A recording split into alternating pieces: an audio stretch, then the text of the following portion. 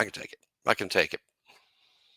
So Alabama wins the biggest game of the year and maybe the best game in years. But what does it actually mean?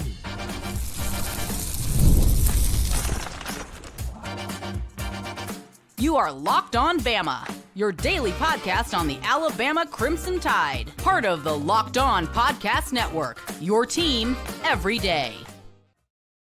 Hey, everybody. Welcome back into Locked On Bama, AHSA Radio Network's Luke Robinson. That's me.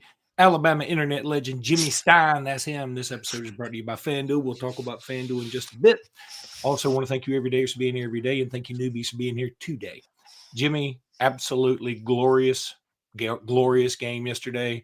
I went on the podcast alone afterwards with just sheer joy, and I didn't think I'd be doing that. I think you and I both said, hey, this game, on the surface doesn't mean that much. And you and I hadn't talked about this, but the two coaches actually sort of downplayed the game weirdly in their pregame press conferences. Like Bruce Pearl, I've never heard a coach say, if we lose. And he actually said that. Not saying this like as some cut on him. I just never heard a coach say that. Like, I think they go out of their way not to say things like that. And Nate Oates didn't say it with those words, but essentially said the same thing. Like, if we lose, it's all right. If we win, great. If we lose, it's all right. But it is the Iron Bowl of basketball. Of course, Alabama wins, and there's a lot to unpack. Really is. I mean, in terms of what it means, you address that in the cold open. It does mean some things. I mean, in terms of seeding, and seeding is vastly important in both the SEC tournament and the NCAA tournament. Really, I think it's a time for reflection because it ended the regular season, and the power of expectations. Because what just happened over the course of that regular season, 31 games, that was one of the best. I mean, on a very short list of the greatest regular seasons in Alabama history. I'm going to measure that by what seed Alabama is in the NCAA tournament. I mean, that's the ultimate barometer of how your regular season was measured, right? I mean, you got a better one. You can't say record, because if Alabama was playing in the MEAC, I think their record would be pretty good right now. The NCAA tournament seeding process is probably the best barometer of your regular season. And the fact of the matter is, I think Alabama's been a 1 seed entering the NCAA tournament ever one time. I think that's right. We'll need Michael Southern to back me up on this. But I think you got Luke Northern is right. Luke Northern says it's correct. And Alabama's been a 2 seed. I think this would be something like the third time. It might just be the second time, but I think it's something like the third, no more than the fourth time. That makes it amongst the top 5 regular seasons in Alabama history. And for those disappointed with the outcome of the regular season, that is the power of expectations, because you weren't judging this Alabama team based on Alabama's 100-year history of playing basketball, playing the sport. You were judging it based on what you thought was going to happen, based on a prediction that you made before the season started. High expectations are a great thing, though. It's the sign of a healthy program. You want your program to go into a season thinking, we could win the SEC. We could go undefeated. We could be a 1 seed. You want your program in that position because that means you're probably pretty good and things are going well for anyone to have a reasonable expectation like that. But I would urge people to judge Alabama's season based against the history of Alabama basketball. And if you do so, you'll realize this was easily one of the great regular seasons in Alabama history, which included a road win over the number 1 team. Again, we'll check with Luke Northern. Road teams winning on the road against number 1. I think Alabama's done it before. I think they have. I think they might have beaten a UCLA team that was number 1 in LA. That comes to mind at Pauley Pavilion a long time back. A long time ago. Yeah. And it may have happened, but it again, short list. So congratulations to Nate Oates and this historically great Alabama basketball team in one of the great regular seasons in school history. And now we get to look forward to what's going to be maybe the most competitive SEC tournament we've ever seen, as well as an NCAA tournament that will be littered with SEC teams, including Alabama. I'm saying a 2 seed. What do you think, Luke? Yeah, I think we're pretty locked into it too. Jimmy Dykes kept, or maybe I think it was Jimmy Dykes kept saying, hey, I think Alabama could get to a 1. I don't think he can. By the way, Ravitch and Jimmy Dykes, I've about had enough. I mean, I think Auburn and Alabama fans both were like, they both felt very slighted. And in a way, you can say, well, that means they were being, fair both ways. I don't know. I feel like Jimmy Dykes in particular just doesn't do a lot for me as an Alabama fan when he's calling those games. But regardless, you mentioned about expectations. I have a lawyer friend who he says, my job is not to litigate. My job is not to go out there and, try and make settlements. My job is managing expectations. Because when clients come into my office and they have the slightest of slip and falls, or they got hit in the eye with something from the road or whatever it is, they're like, I want 70 million. I've seen 70 million on the billboards. I've seen 70 million on TV. Why don't I get 70 million? And he usually goes, because this isn't worth 70 million and you're walking fine. Yeah, I'll try and get you something. You just a little something, but you don't deserve 70 million. And it's the same kind of thing with this, that, yeah, Alabama was hyped up. By the way, Alabama hyped themselves up a little bit, but Alabama didn't call all the athlons as they put us on the cover. And it should be noted, Alabama did have the toughest strength of schedule. It's the second year in a row, by the way, we had the toughest strength of schedule after all was said and done. I know Philip Marshall in his latest article for Auburn, which he, unbelievably is slanted, but he said Auburn had this, I think I feel quite certain as Alabama had the strongest strength of schedule after all was said and done, after all the dust settled. And again, I'm not making fun of Auburn. I applaud Bruce Pearl for putting a schedule like that together. I applaud both coaches. And that's where we should be talking. Like everything was elevated yesterday. You and I talked about how we weren't sure this game was going to mean much, and the coaches were oddly downplaying it. But when the ball tipped off, it was one of the few times where, like, I've seen an Alabama Auburn basketball game where the two fan bases are more into it than the players. It felt like it meant more to the fan bases. This game, I think the players brought the fans in. I really do. I believe that. I believe they brought the fans in with their enthusiasm. There were heroes on both sides. There were unbelievable plays on both sides. There were huge, timely shots by team leaders and practical team legends, like legends in the moment. It had everything. I mean, Grant Nelson, who's been hurt, we've talked about his elevation's not there. He dunks over arguably the best shot blocker in the country and just posterized him. That Mark Sears, who had one of his worst games, especially considering the tear he's been on, hits the game winner driving to his left against Denver Jones, who had clamped him down in the first half, at the end of the first half. Janai Broom, who had really had sort of a flat shot, even though he'd scored a bunch, it had all been around the rim, and he couldn't get any of his deep stuff to go. He hits two big three-pointers late in that game. That one of them that tied it up, that you feel like, oh, God, here we go into the second overtime. Todd Pettiford, a true freshman, going out there and just being totally clutch. That is a good basketball player right there. And then LeBaron Philon picking his pocket, by the way, and going in for a huge layup that gave us the lead in overtime again. I mean, it was moment after moment after moment after moment. Every Dick Vitale, and I'll give this to the announcers. I think they captured it pretty well. Like, Vitale was actually sort of like, hey, why don't I get a jet to Chapel Hill? I'm like, why would you want to leave where you are right now? This is the best game. This is the best rivalry in college basketball. I mean, I understand your blue-bloodedness is saying, hey, I want to go there. But I'm telling you, this is the best rivalry in college basketball. And they did a good job of saying, y'all, this is one of the best games we've ever seen. And it really doesn't mean much. It doesn't mean Auburn's falling apart, and it doesn't mean Alabama's fixed all its woes. But I do think this. I think the win, here's what I think it can do, and I'm going to run the gamut. I think it can give Alabama a boost it needed. I talked to somebody associated with the program before the game, and they were like, they were pessimistic. And because they felt like we were out of gas, it's going to be tough. But afterwards, the tone was different. Like, this may kick us off.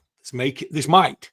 Now, you won't know till you get into it, but the mood now has changed around Alabama, and the mood around Auburn has changed in the sense that this team looked unbeatable for a while.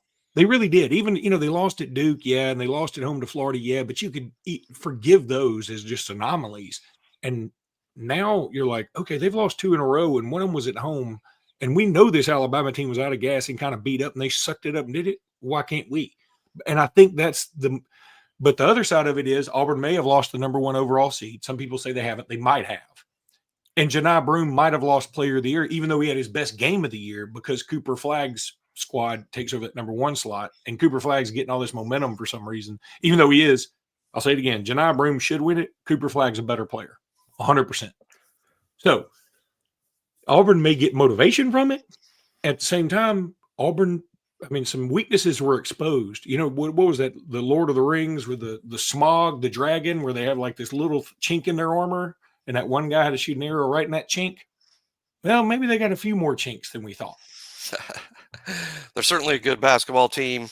I think Alabama and Auburn are both going to make a lot of noise in the NCAA tournament. I'll be shocked if Auburn has an early exit again, after what happened, to them last year.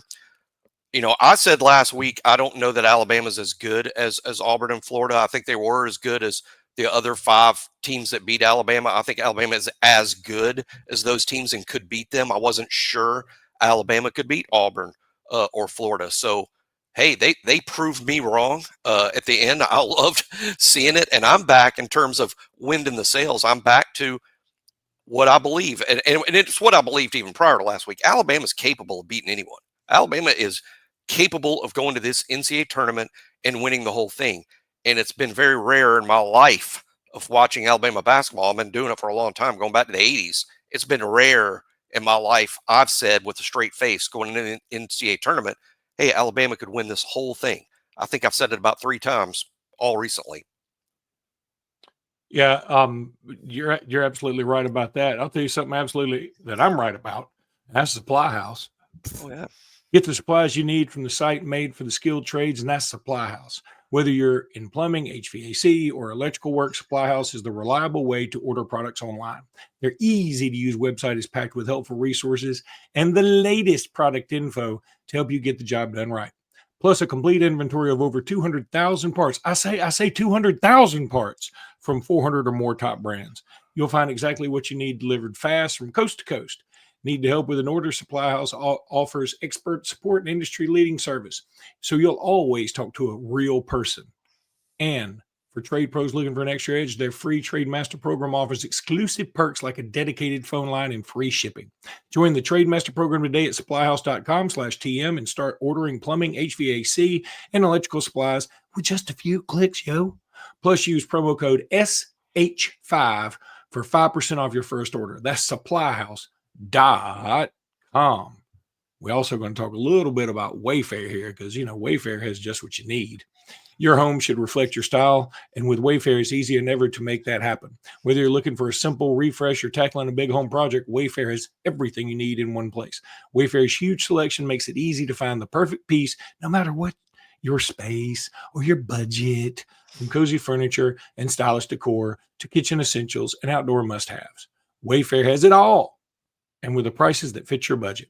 Finding the perfect piece, I was looking for this new rug to tie my living room together, and WayFair's got it, baby. I was surprised to find everything from storage solutions to patio decor, making it my go-to for all things home. Head over to wayfair.com and find something that's just your style today. That's WayFair, WayFair.com. WayFair, every style, every home.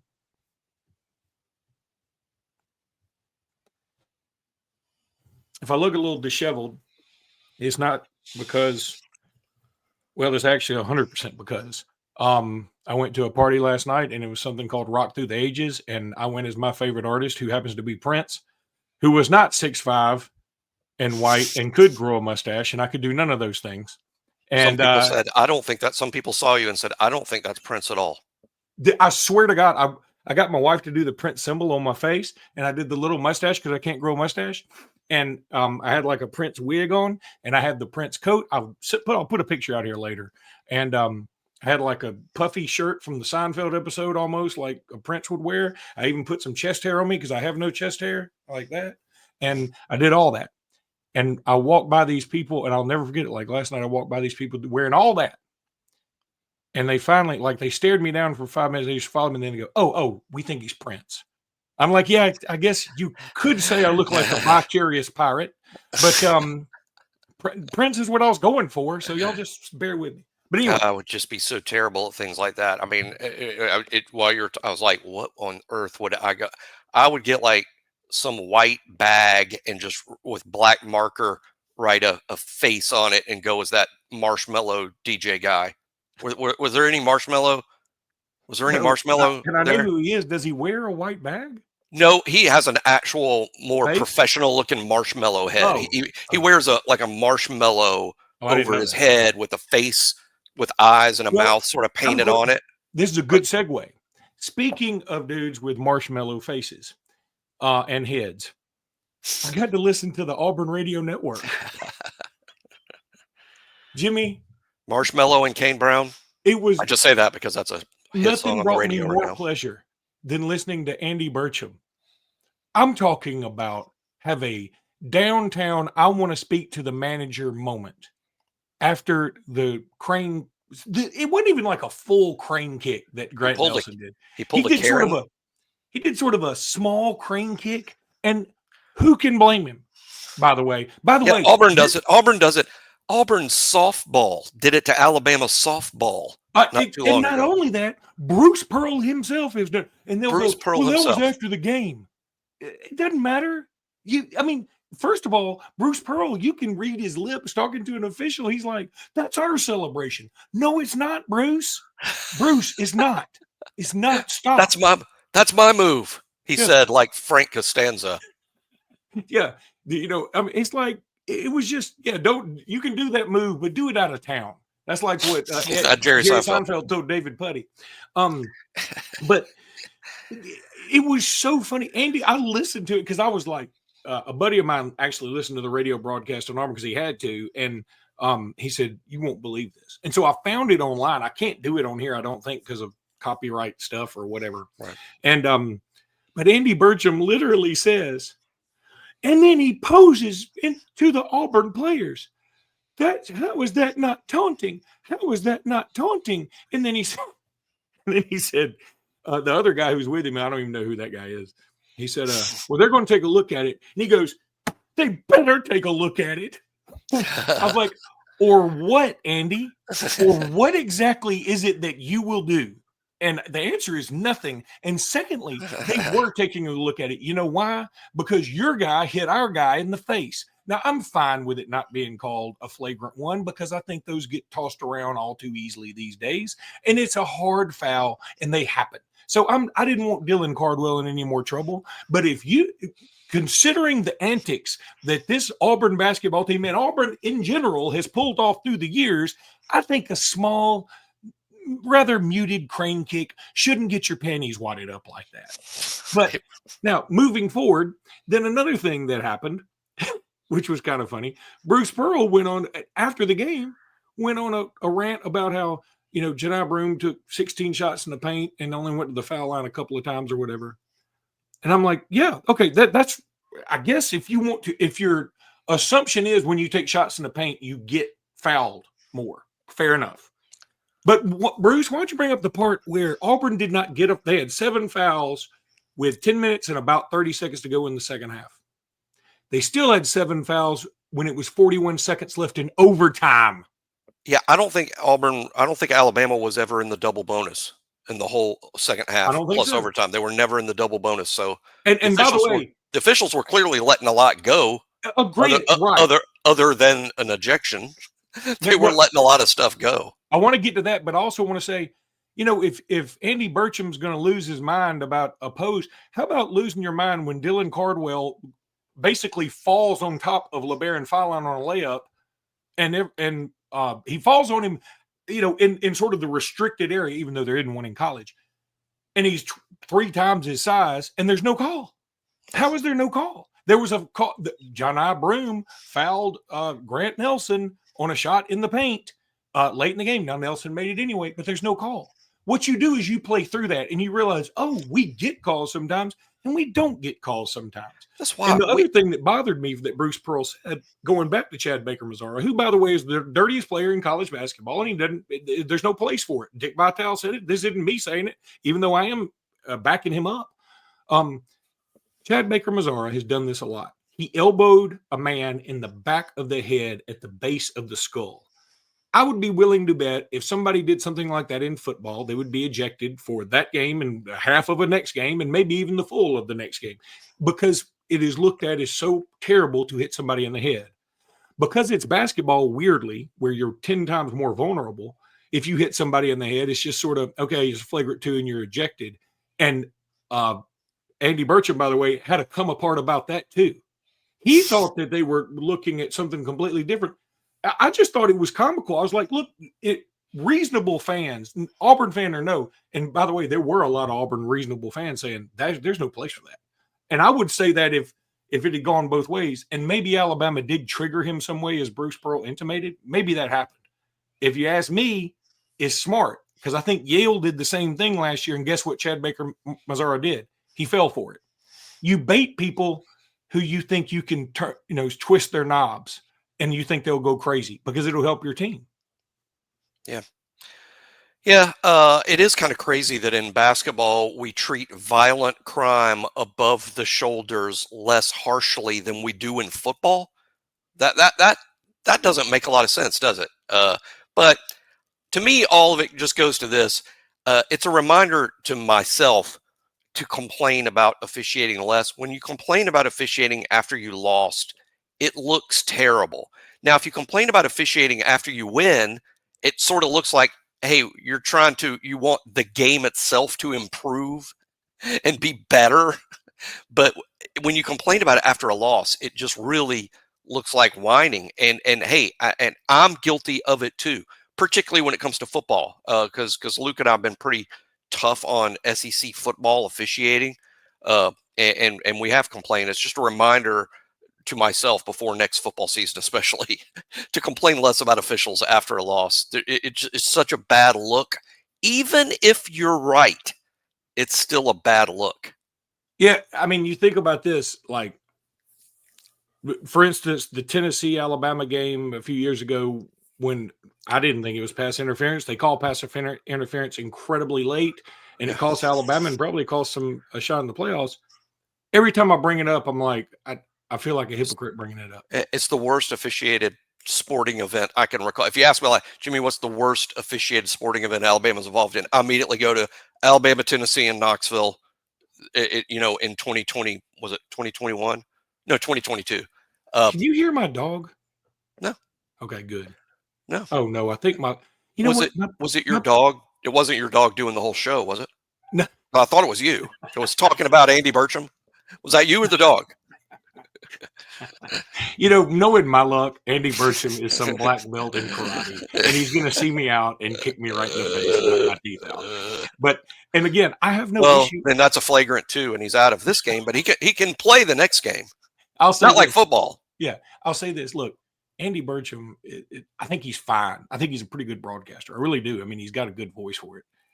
But that stuff, I don't think he was doing that kind of talk early in his career. And I would get it if it were, I forgive everybody. Chris Stewart went on a rant against Notre Dame years ago in the NCAA tournament, and it was probably over the top. There'll be Alabama fans tell you they disagree. I love Chris Stewart. I think he's awesome. I consider him a friend. I also would say, when you call out an official by name and really get on them like that, that's probably much. But I'm willing to forgive, like a one outburst. But he had like a couple of these kind of moments in the game. And eventually you've got to say, I mean, even his color guy was like, yeah, Chad Baker probably shouldn't have done that. Where you did it one time and then it wasn't enough. So you did it again. I mean, it takes quite a bit to get ejected. Takes quite a bit to get ejected. More times than not, I'm watching any basketball game, not Alabama, just any basketball game, I felt some players merited an ejection, and officials are loath to do it. But hey, that was merited. So I want to talk about FanDuel because it's the best. Y'all know it is. March Madness is here. and FanDuel is giving you the chance to get in on the action like never before. Right now, new customers get $2,000 in bonus bets when your first $5 bet wins. That's 200 extra bucks to use on everything from buzzer beaters to Cinderella stories. That's even who's cutting down the nets. Look, I've got my eye on a few underdogs this year, one of them maybe being Alabama, and the FanDuel makes it easier to back them with spreads and totals and game props and all that junk. So visit FanDuel.com and get in on the college hoops action all tournament long. You will love it. The FanDuel app is just simple to use, and when I win, I get paid instantly. I ain't waiting around like some kind of sucker. No, FanDuel makes it happen and makes you feel good about yourself. Go to FanDuel.com and get that app, baby. All right, so to wrap the show up, because that segment went long, I get so tired. I really hate it when coaches complain about officiating. Now, by the way, that was something else Bruce Pearl said. He said, well, I don't know. I didn't see exactly what Chad Baker did, which is weird because it was on the giant screen all around the thing. Everybody in the world saw it, Bruce. But, and then, by the way, Bruce said, well, I don't know what Chad Baker did necessarily, but I'm sure it was retaliation. Come on, man. Just say I hadn't seen it yet. We'll deal with it. I mean, there's no sense to do all that. And then, by the way, just as I killed Alabama fans for throwing stuff on the court against Auburn when we were playing, Auburn folks threw stuff at our players. And yes, our players were going by and doing bye-bye. Guess what your players were doing? They were going by doing bye-bye. So it went both ways. Don't act like you're above board when you do stuff like that. You're on the same line. So we all got stuff to work on. It's a lot of hypocrisy, just like Democrats and Republicans, but it's Alabama Auburn, so it's really Republicans versus Republicans. Bingo. So now you're going to get in trouble for that. I mean, well, I'm just saying, it's just the state's like 95% one way, so I wasn't wrong. This is where, as your legal counsel, I advise you to shut your yapper. I've needed that a lot. All right, where now, Jimmy? Here's the one thing that's positive about this is, of course, the 2 is locked up. We are a 2 seed all day, every day. Probably a 2 with either Duke or Houston. I'm assuming it's going to be Duke, Houston, Florida, Auburn. That's what and I think that's fair. Now, I think that's who it should be. And we're a 2. I'm going to guess with Houston, which is fine. We've already beaten them, but they're rough and tumble. All the 1 seeds are going to be pretty tough. But in the SEC tournament, if you've looked at it, we probably get Kentucky, which is tough. Because Kentucky in the SEC tournament is a thing. They show up, they take over, and they play differently. Kentucky, period. That's just a good basketball team. It's not vintage Kentucky, but it's a good basketball team. And then we play Florida potentially. Yikes. Hey, the winner of I tend to think most hay is in the barn when it comes to SEC, and it's overblown. Hey, this needs to happen in the tournament to have an effect on the NCAA tournament. I think that's overblown. I think the hay is kind of in the barn now. But, giant but, if it's coming down to a 1 or 2 for Florida and Alabama, maybe if Florida and Alabama play on Saturday, maybe winner gets a 1, loser gets a 2. I think that's possible. I'm not going to say it's not true. I think it might matter, but I'm going to say I want the 1. I'm also going to tell you I'm really not worried about it. When the game tips off, I was as invested in that Iron Bowl of basketball yesterday as I've been invested in a game this year. I didn't think I would be. I thought, because I went into it saying it's not that big a deal because the coaches even downplayed it. And then when the game got going and I realized, the players are into this like it's the Final Four, I was into it. And I will do the same for Florida, but I'm fine with if we just get that 2. I'm fine with that. Even if Alabama had fallen short in the game, and this thought occurred to me during the game, late in the game, if Alabama falls short, I thought about what I might say on the show. And I'll say it right. I thought about if Alabama falling short, this is what I was going to say. Well, everybody out there is panicking, and Alabama's tumbling down the seating and all this stuff. The dirty secret was Alabama played well down the stretch. Against Tennessee, they played great for most of that game. Against Florida, most of the game, they played pretty well. Against Auburn, they played really well. And that's, it's almost like a secret that Alabama's actually playing well down this stretch. It's like only we know this. But No, I mean, that's true. Alabama played well in these 3 games. It's just an extremely difficult schedule. The fact of the matter is, thankfully, in the NCAA tournament, you don't have to go beat Tennessee and Knoxville. You don't have to beat Auburn and Auburn. And how about the irony of Luke, you asked me this before the stretch started. You said, of these 3 games, which is the toughest, which is the easiest? I said, well, the easiest is Florida at home, and the toughest is the one at Auburn. Alabama lost the game against Florida and beat Auburn at Auburn. That isn't that basketball when the teams are so tightly bunched. What it also did is reignite me to just enjoy this moment again.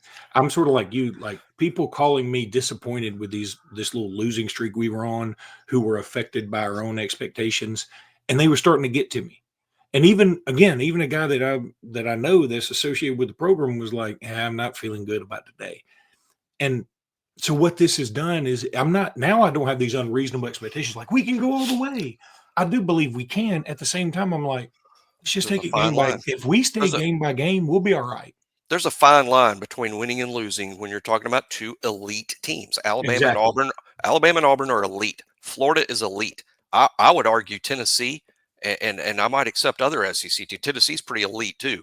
Boy, what a great SEC tournament we're about to embark upon. It's going to be awesome. So, all right, that'll do it for today's podcast. We'll be back tomorrow morning. Until then, roll tide, everybody. Roll tide.